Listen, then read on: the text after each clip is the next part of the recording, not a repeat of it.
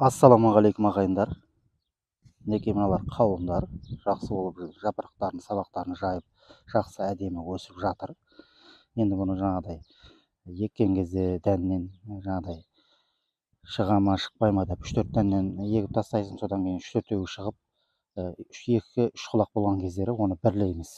Оны кезінде бірледік, жаңағыдай 3-4-еуі бір жерден шықса, соның біреуін қалдырып, арасын 30-40 сантиметрден біреуден қалдырдық кезінде. Жаңағыдай жақсы сапалы өнім алу мақсатында. Мінекей достар, енді жақсы жапырақтарын жайып, жақсы өсіп жатыр, гүлдеп жатыр қауындарымыз.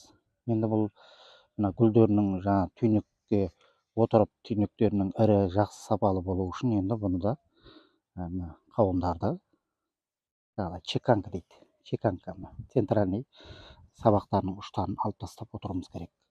Мінекей мынау былай қарай кетіп баратыр. Осының үшін мінекей центральный өсіп тұрған жерін осылай алып тастауымыз керек. Мына кеткен күш, энергия гүлдерге, түйнектерге бөлініп, ол енді оның сапалы ірі болуына өте үлкен көмегі бар. Осыны шеканкелегеннен кейін сразу белгілі болады, мына жақтағы түйнектер іріленіп, үлкейіп бастайды. Осындай ұштарындағының бәрін осылай алып тастап отыруымыз керек. Центральный сабақтар. Бұл былай қарай өсіп кете береді.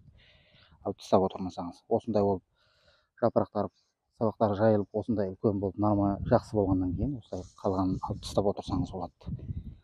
Қалған күшті энергияны түйнегіне бөлу үшін осындай ұштарын чеканкілеп алып тастап отыруымыз керек, достар.